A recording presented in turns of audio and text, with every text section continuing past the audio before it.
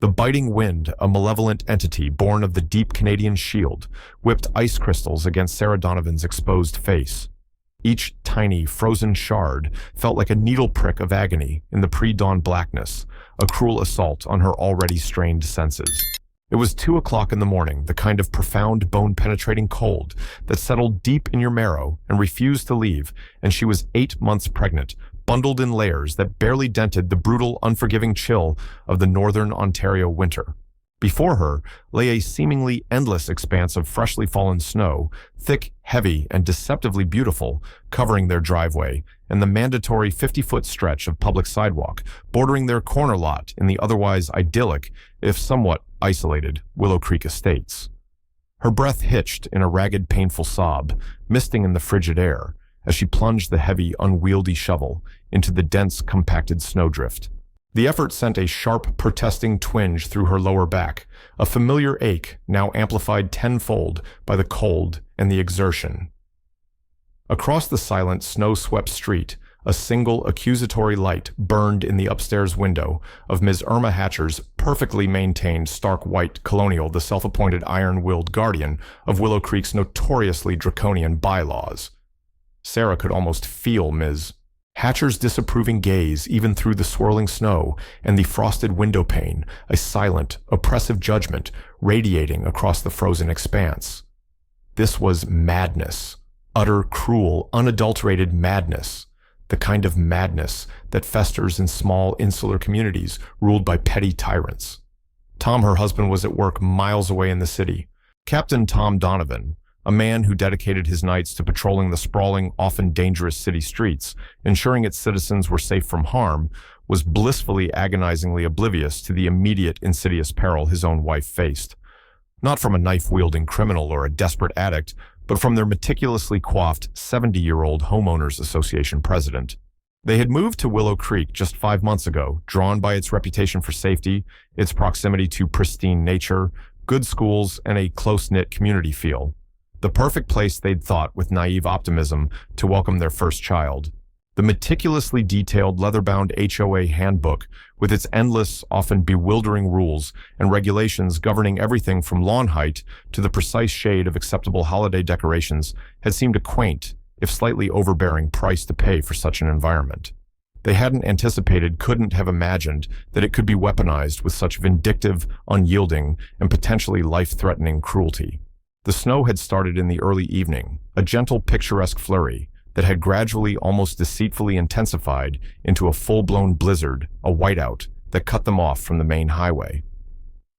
By 1 a.m., when it finally began to taper off, a good 10, perhaps 12 inches of heavy, wet, heart-attack snow blanketed everything, transforming the familiar landscape into an alien, monochrome world.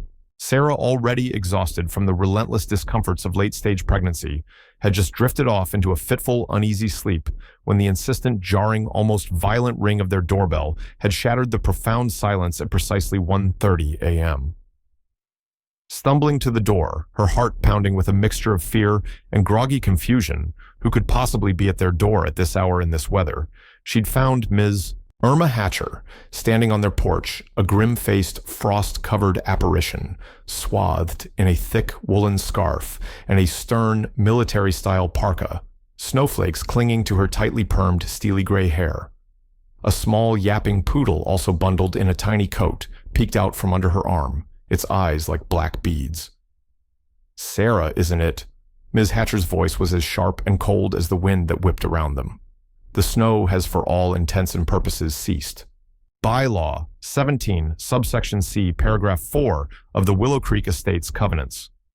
Conditions and restrictions clearly, and without ambiguity, states that all driveways and adjacent public sidewalks must be completely cleared of snow and ice accumulation within 1 hour of cessation of snowfall.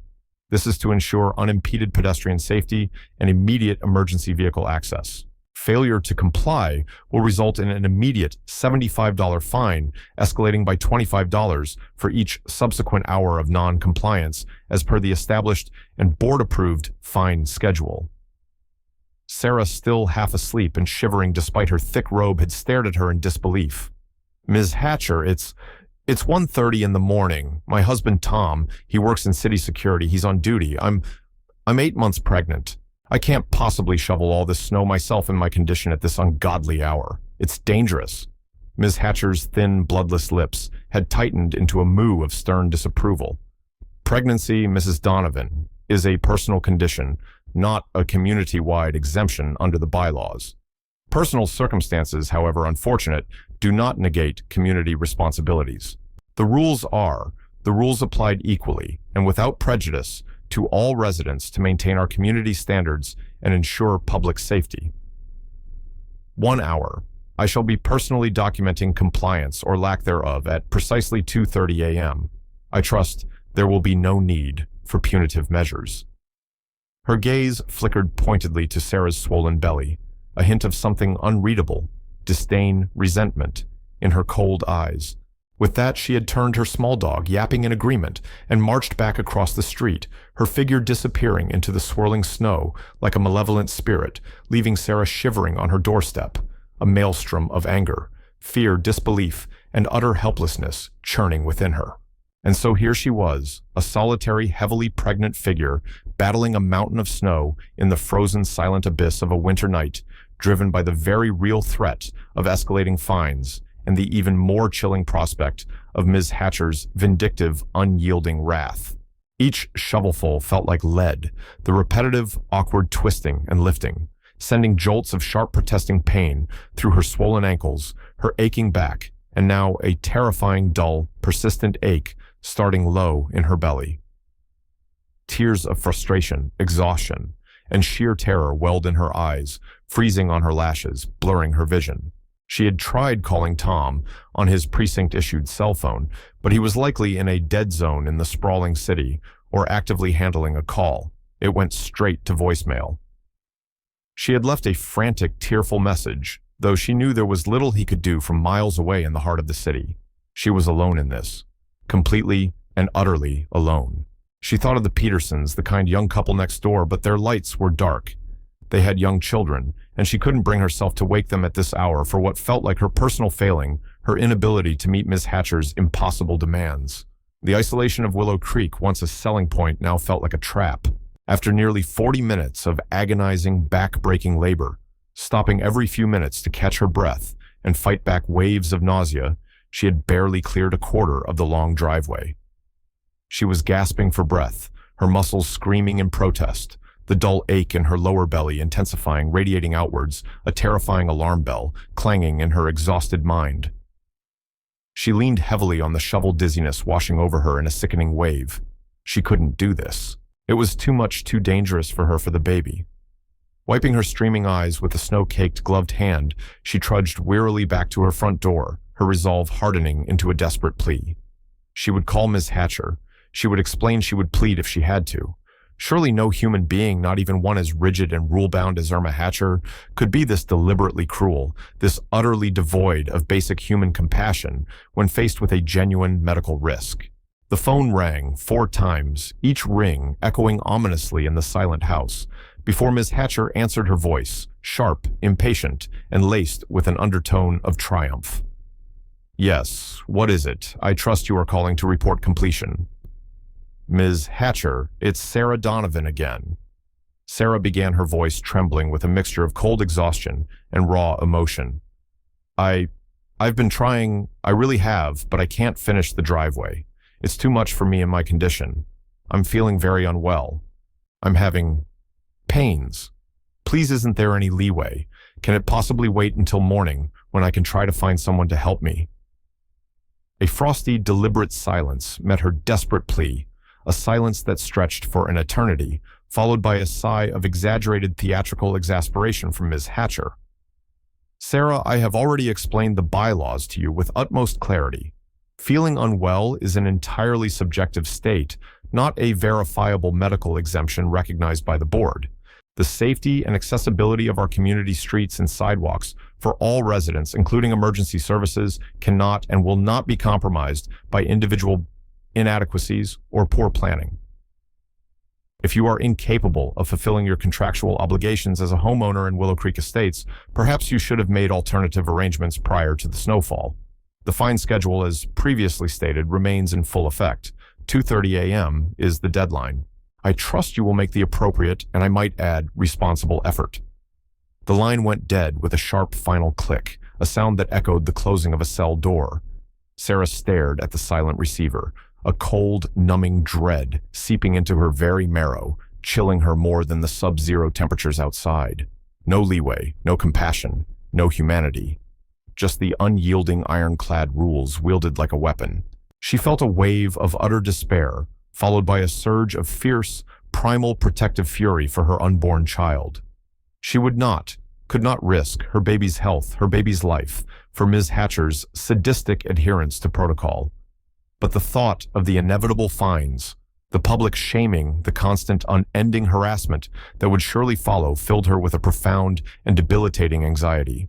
Willow Creek Estates, their dream neighborhood, their supposed sanctuary, was rapidly terrifyingly becoming a frozen, isolated nightmare. With renewed, desperate determination, fueled by a mother's fear, she pulled her coat tighter, her face grim, picked up the hated heavy shovel, and stepped back out into the brutal, unforgiving, snow-swept night. She would try to clear just the sidewalk, the public part, and hope that would be enough, a partial compliance. As she did, she saw a flicker of movement at Ms. Hatcher's window, the silhouette of a figure watching. Ms. Hatcher was there observing her struggle, ensuring her orders were obeyed. The next morning, or rather later that same morning after a few hours of fitful, pain-ridden, and deeply anxious sleep, Sarah awoke to find an official-looking envelope, crisp and white, slipped under their front door. It was a formal notice of bylaw infraction and imminent fine assessment from the Willow Creek Estates HOA, signed with a flourish by Irma Hatcher, president. It detailed her failure to fully comply with Bylaw 17C, by the 2:30 a.m. deadline, and informed her that the initial $75 fine had been levied with an additional $25 penalty for the subsequent hour of non-clearance before a passing municipal snowplow contracted by the township, not the HOA, and notoriously unreliable, had eventually around 4:00 a.m. cleared the main road, incidentally pushing an even larger, denser windrow of snow onto the end of their driveway, effectively undoing much of Sarah's agonizing work. The notice also contained a thinly veiled ominous threat. Consistent and willful failure to adhere to established community bylaws and maintain property to Willow Creek standards may result in a formal review of residency privileges by the board and further punitive actions as deemed necessary and appropriate, including the placement of liens on the property. Later that day, Ms. Hatcher escalated her campaign of psychological warfare. An email BCC'd to every resident in Willow Creek Estates was dispatched from the official HOA account. It was a sanctimonious, self-righteous screed titled "A Note on Community Responsibility, Neighborly Consideration, and Winter Safety Preparedness." While not naming the Donovans directly, it spoke pointedly and at length of certain newer residents who, through apparent negligence, deliberate disregard for established community safety protocols, or perhaps a simple lack of foresight, failed to ensure timely and complete snow and ice removal from their properties during the recent significant weather event, thereby creating potential hazards for their neighbors, particularly our more vulnerable elderly residents, and potentially impeding swift access for critical emergency services. It went on to extol the virtues of civic duty, mutual respect, and the paramount importance of maintaining the high aesthetic and safety standards that make Willow Creek Estates such a uniquely desirable and high-value place to live, concluding with a stern reminder that the HOA board, under her steadfast leadership, would not hesitate to enforce all bylaws rigorously and without exception to protect the collective interests and property values of the community. Sarah read it, her face burning with a mixture of profound humiliation, helpless anger, and a growing sense of dread. Ms. Hatcher was not just fining them. She was publicly shaming them, subtly painting them as irresponsible, dangerous, and unwelcome outsiders. Tom arrived home from his long, exhausting shift that afternoon, his face etched with fatigue and the strain of dealing with a city still grappling with the aftermath of the blizzard, to find Sarah pale, distressed, and visibly trembling, the HOA notice and the printed email spread like accusations on the kitchen table. As she recounted the horrifying events of the previous night, her voice choked with tears and exhaustion, including Ms. Hatcher's callous disregard for her advanced pregnancy and her clear distress. Tom's weariness was consumed by a cold, simmering, deeply personal rage. She forced you to shovel snow at 2 o'clock in the morning, in a blizzard, knowing you're 8 months pregnant and alone? His voice was dangerously quiet, a sign Sarah knew well. And then she fined you, publicly shamed you for not doing enough, and implied we could lose our home. She was horrible, Tom. Sarah whispered, fresh tears welling in her eyes. She just kept quoting bylaws like a robot. She didn't care that I was alone, that it was dangerous that I told her I was having pains. She just watched from her window. Tom, a man whose entire professional life was dedicated to protecting the vulnerable, upholding the law, and confronting bullies, felt a profound, visceral sense of outrage that went beyond mere anger. This wasn't just an overzealous HOA president with a power trip. This was calculated harassment, targeted intimidation, and potentially criminal endangerment of both Sarah and their unborn child. His mind, trained to assess threats, gather evidence, and build cases, began to work with cold, methodical precision. He knew he couldn't immediately intervene in his official capacity, based solely on Sarah's understandably emotional account, without creating a clear conflict of interest, but he could and absolutely would look into Ms. Irma Hatcher and the Willow Creek Estates HOA with the thoroughness, resources, and unwavering determination of a seasoned police captain. He had a strong gut feeling that Ms. Hatcher's reign of tyranny extended far beyond just snow removal bylaws. He glanced at his phone. A text from his sergeant read, "Cap that tip you got on the Willow Creek paving contract kickbacks. Looks like there might be something to it. Old man Henderson from Public Works is suddenly very nervous." Bateau, Henderson, Hatcher. A coincidence. Or something more. The midpoint of this harrowing saga arrived not with a sudden dramatic confrontation, but through Tom's meticulous, relentless, and increasingly disturbing off-duty investigation into the intricate, often deliberately opaque workings of the Willow Creek Estates Homeowners Association and its imperious, seemingly untouchable president, Irma Hatcher.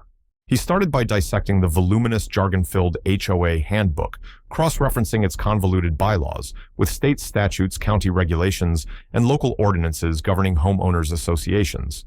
He discovered, as he suspected, that while HOAs in their jurisdiction had broad powers to enforce community standards, those powers were not absolute and could not be exercised in a manner that was discriminatory, unduly burdensome, endangered the health and safety of residents, or violated public policy. Ms. Hatcher's aggressive punitive enforcement of the snow removal bylaw at 2 a.m. against a heavily pregnant woman alone and in hazardous conditions arguably crossed that line into recklessness and abuse of power.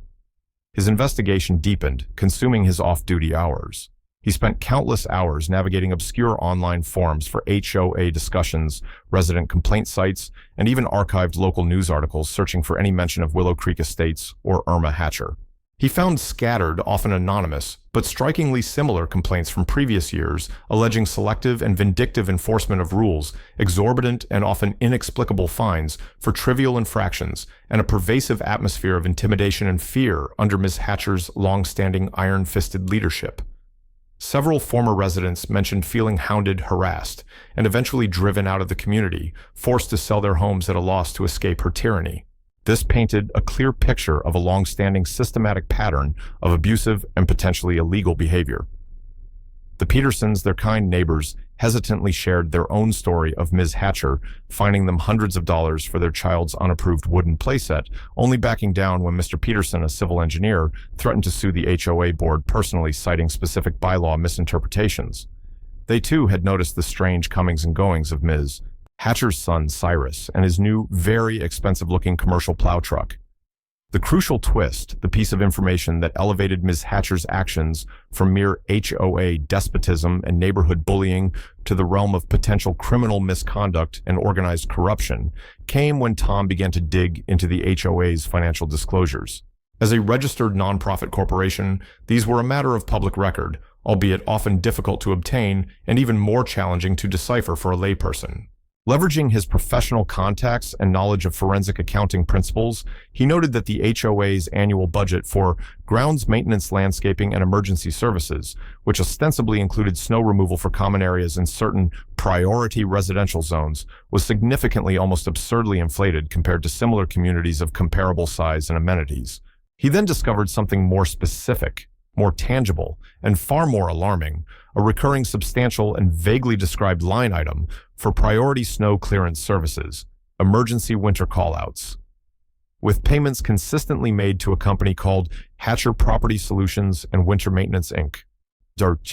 A quick search of state business registrations revealed that Hatcher Property Solutions was a small, relatively new and questionably credentialed company whose sole registered agent and owner was Cyrus Hatcher, Irma Hatcher's unmarried, chronically unemployed adult son, who lived with her and was frequently seen around the neighborhood driving a brand new top-of-the-line heavy-duty pickup truck equipped with a commercial-grade snowplow.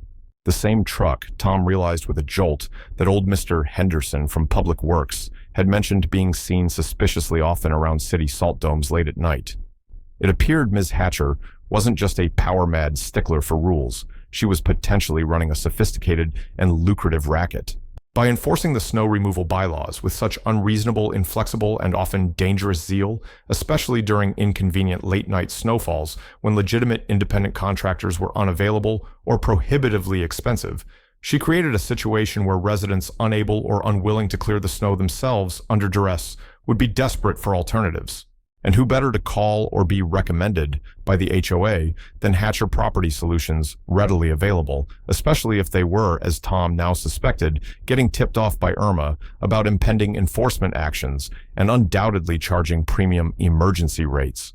The exorbitant escalating fines for non-compliance likely served as a powerful incentive to either pay the HOA fines or, more likely, to hire her son's company to avoid further harassment. If this were true, and the evidence was mounting rapidly, Ms. Hatcher was not only abusing her authority as HOA president, but also potentially engaging in blatant self-dealing conflicts of interest, extortion, and possibly even conspiracy to defraud the city through illicit salt acquisition. This changed everything. Her relentless harassment of Sarah was not just an act of personal cruelty or a manifestation of her control issues. It was an integral part of a potentially corrupt criminal enterprise. Tom now had a compelling, urgent reason to believe that Ms. Hatcher's actions went far beyond the purview of a mere civil dispute with the HOA or a neighborhood squabble. He began to meticulously document his findings, his police training guiding him in building a potential criminal case, not just an internal affairs complaint. He knew that the next significant snowfall and Ms. Hatcher's inevitable, predictable response could provide the critical opportunity, the overt act he needed, to intervene decisively and legally. Sarah, meanwhile, increasingly anxious and feeling the strain, had started discreetly using her phone to record Ms. Hatcher whenever she appeared at their door or accosted her in public, capturing her tirades and threats, a small act of defiance that might prove invaluable. The due date for their baby was now less than 2 weeks away. The stress was becoming unbearable, and Sarah had experienced several episodes of Braxton Hicks contractions that her doctor warned could escalate to premature labor if the stress wasn't alleviated. The predicted Saskatchewan screamer blizzard arrived 3 weeks later with a ferocious intensity that surpassed even the previous devastating storm.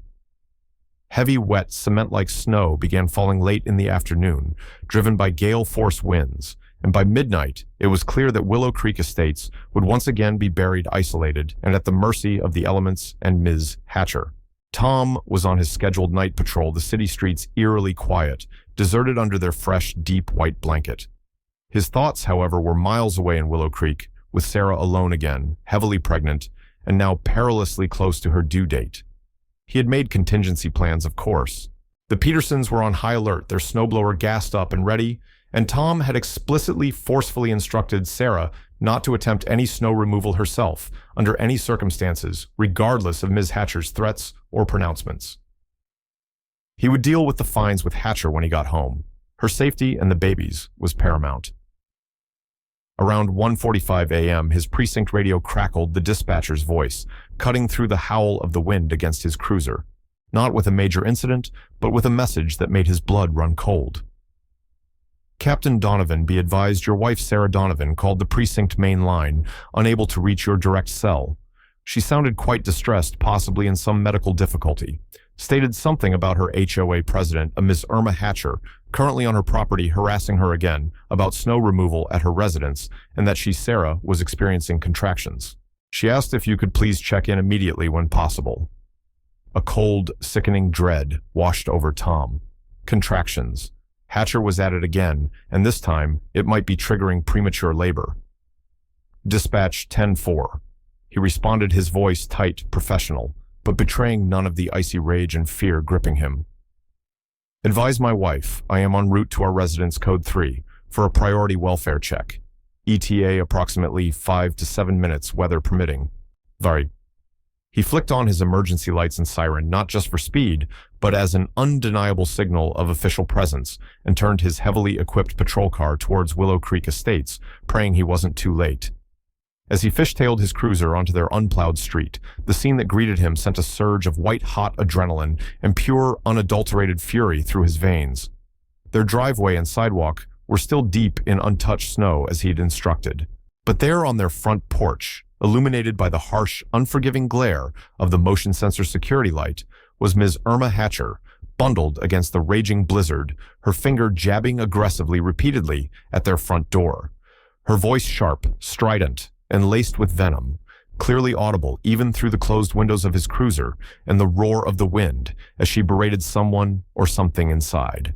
And then he saw Sarah, a small, distressed figure visible through the sidelight window of their front door, her hand pressed protectively to her obviously pregnant belly, her face pale, contorted with pain and fear as she leaned heavily against the doorframe. Tom wrenched his cruiser to a halt directly in front of their driveway, its flashing blue and red lights cutting violently through the swirling snow, casting an official, unmissable, almost apocalyptic glow on the unfolding drama. He was out of the car in an instant, his tall, uniformed figure, a sudden, formidable, authoritative presence in the frozen, chaotic night. Ms. Hatcher, momentarily startled and blinded by the unexpected intense arrival of a police cruiser with full lights and siren, turned, her expression shifting rapidly from aggressive belligerence to one of wary indignation when she saw the uniform. Officer Orchari. She began, her tone imperious, accustomed to intimidating local authorities who were often out of their depth with HOA law. This is a private residential matter concerning urgent HOA bylaw enforcement. This household is in flagrant, repeated violation. She stopped short, her mouth falling open as Tom strode purposefully into the brighter light of his own porch, his captain's bars gleaming unmistakably on his collar, his face a mask of cold, controlled fury. He ignored her completely, his immediate, overwhelming concern for Sarah. He threw open the front door. "Sarah, are you okay? What's happening?" The contractions. Sarah practically fell into his arms, her body trembling uncontrollably, a low moan escaping her lips. "Tom, oh thank God. She's been banging on the door for 10 minutes, shouting, threatening me with more fines, with Lean saying she's going to call a tow truck to remove our cars if the driveway isn't cleared immediately for her plow service, who she says is on call. I told her you said I wasn't to do it, that it's not safe. I think the baby's coming, Tom. The pains are getting stronger." Sarah's phone, clutched in her hand, was still recording, capturing Ms. Hatcher's tirade and Sarah's cries of pain. Tom held Sarah close for a moment, his heart aching with a mixture of terror for his wife and child and a burning, righteous anger at the woman who had precipitated this crisis.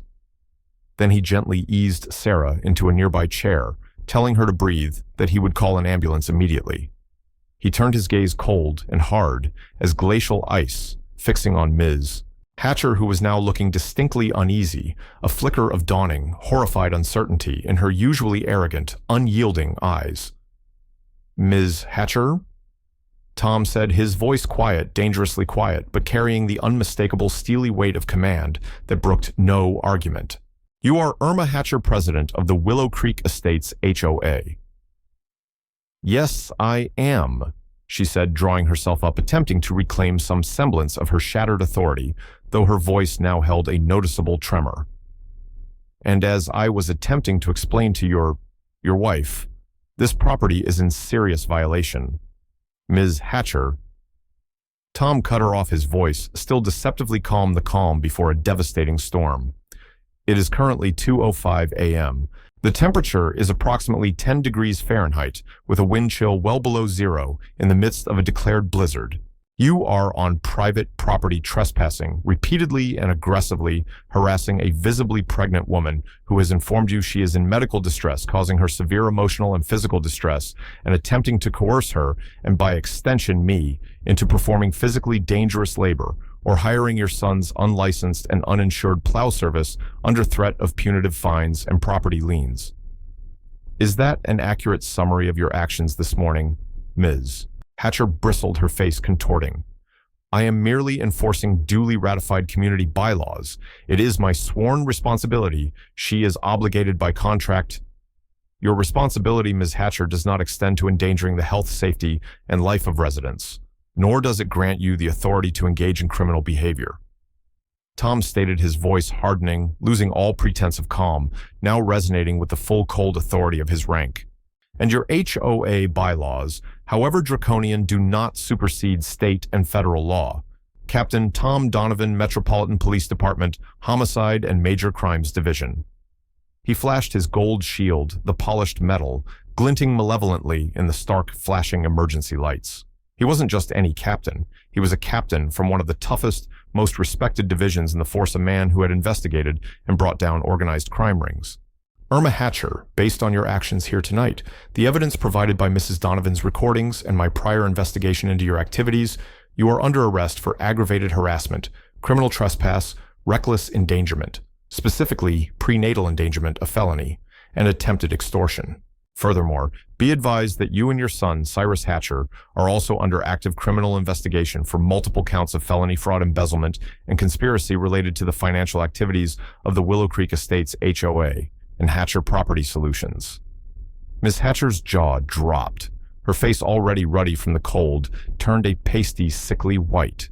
The fight visibly drained out of her, replaced by a look of utter, abject terror. Arrest me. You can't arrest me. I'm the HOA president. This is an HOA matter. It's an abuse of your authority, a personal vendetta. My son, he's a good boy. He wouldn't... This is outrageous. She started to back away, her eyes darting around as if looking for an escape route, but Tom blocked her path. Ma'am, Tom said, his voice now devoid of any emotion, save for the flat official intonation of an officer making a lawful arrest. Your position as HOA president grants you no immunity from criminal statutes. Your actions tonight and your prior actions, which have been thoroughly documented, constitute clear and egregious violations of the law. Please turn around slowly and place your hands behind your back.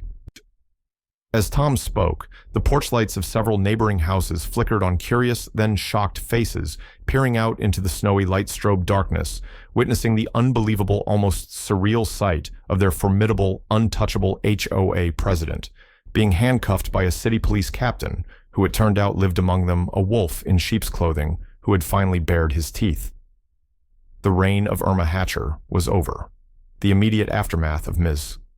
Irma Hatcher's arrest in the midst of a raging blizzard and Sarah's escalating labor was a maelstrom of controlled chaos and dawning relief throughout Willow Creek Estates.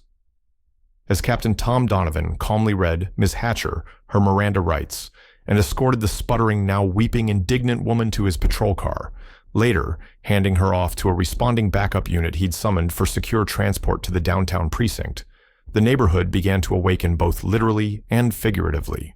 Lights blinked on in house after house, residents drawn by the unusual prolonged commotion, and the flashing emergency lights painting the snow-filled street in lurid, shifting colors. Tom's first priority, after ensuring Ms. Hatcher was securely in custody and en route to face justice, was Sarah. An ambulance navigating the treacherous, snow-clogged roads with difficulty arrived shortly after its paramedics rushing in to attend to Sarah.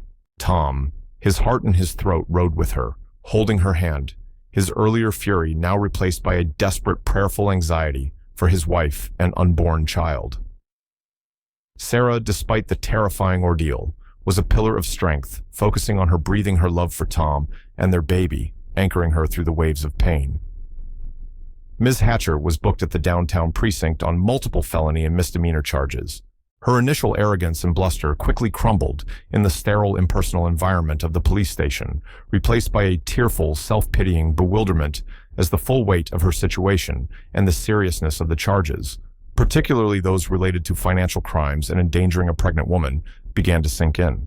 Given the severity of the allegations and her apparent flight risk, she had babbled about friends in Florida bail was set extraordinarily high, and she remained in custody. Her son Cyrus was arrested later that morning at their home, attempting to load financial records into his plow truck. The news of their arrests and the specific damning charges spread like wildfire through Willow Creek and the wider city, disseminated through neighborhood social media groups that lit up with stories of Hatcher's past tyrannies, and picked up by local news outlets eager for a story of corruption in an affluent suburb. The following days saw the Willow Creek Estates HOA plunged into cathartic turmoil. An emergency board meeting was called by the remaining terrified board members, during which they faced a barrage of angry questions and demands for accountability from residents who finally felt safe to speak out. The board voted unanimously to immediately and permanently remove Ms. Hatcher from her position as president and to cooperate fully with all ongoing investigations. Many residents emboldened by Tom's decisive action and freed from the fear of Ms. Hatcher's retribution began to come forward with their own meticulously documented stories of her bullying, her arbitrary and punitive enforcement of rules, and most significantly, her suspicious financial dealings and her aggressive promotion of Hatcher Property Solutions. Tom's comprehensive pre-prepared investigation file concerning the financial improprieties was formally submitted to the district attorney's office, which launched its own full-scale criminal probe. The interim HOA board, stunned by the scope of the apparent corruption, immediately engaged an independent forensic accounting firm to conduct a thorough audit of the association's finances going back a decade. The legal case against Irma Hatcher and Cyrus Hatcher proceeded with the weight of the state behind it. The charges were numerous and serious, and the district attorney's office, armed with Sarah's harrowing testimony, her crucial recordings, Tom's official report corroborating statements from the Petersons and other neighbors, and the damning findings of the forensic audit, which uncovered a complex web of embezzlement, bid rigging, and kickbacks exceeding several $100,000, pursued the case vigorously. Amidst this legal storm, a ray of profound joy broke through. Sarah Donovan, after a long and challenging labor, gave birth to a healthy, beautiful baby girl whom they named Grace Hope Donovan. The outpouring of genuine warmth, love, support, and practical help from their Willow Creek neighbors was overwhelming a testament to the positive, transformative change that had been catalyzed by their terrifying ordeal. The Petersons, who had shoveled their driveway without being asked and brought over countless meals, became like family. Many other residents, once strangers or intimidated acquaintances, reached out with offers of meals, babysitting, and heartfelt friendship. A community garden was even started in a previously neglected common area, a symbol of new growth and shared purpose. Sarah, recovering with grace, often sat by the window watching her neighbors chat, and children play a small, peaceful smile on her face. She decided to plant a small, resilient crabapple tree in their front yard, a symbol of endurance and the beauty that can emerge after the harshest storm. Ultimately, Irma Hatcher and Cyrus Hatcher were convicted on multiple felony charges. For the harassment, reckless endangerment, and attempted extortion related to Sarah Irma Hatcher, received a significant prison sentence, further anger management counseling, and was ordered to pay substantial restitution for emotional distress. For the extensive felony fraud, embezzlement, and conspiracy convictions, both she and her son received lengthy prison sentences. Their ill-gotten gains seized their reputations, irrevocably shattered. The HOA, under its new ethical and democratically elected leadership, recovered a substantial portion of the misappropriated funds, which were reinvested into community improvements and initiatives. Willow Creek Estates was transformed, reborn from the ashes of petty tyranny. The oppressive atmosphere of fear, suspicion, and punitive control was replaced by a spirit of cooperation, transparency, and mutual respect. Captain Tom Donovan, no longer just a quiet neighbor, but a respected, admired hero within his community, continued his police duties with the same quiet integrity and unwavering commitment to justice. His actions having not only protected his own beloved family, but also liberated an entire neighborhood from the insidious grip of a corrupt and abusive power. Sarah, Tom, and baby Grace Hope thrived, surrounded by a supportive and genuinely caring community, a community that had learned hard-won, invaluable lessons about the importance of vigilance, compassion, the courage to speak out against injustice, and the enduring strength found in unity. The memory of that frozen, terrifying night and the blizzards that had precipitated it served as a stark reminder of what they had endured, but also as a beacon illuminating the path towards a brighter, more humane, and genuinely harmonious future for Willow Creek Estates. The snows will come again. Sarah often thought holding Grace close and looking out at their peaceful street, but they can't bury courage and they can't freeze hope. We learned that together.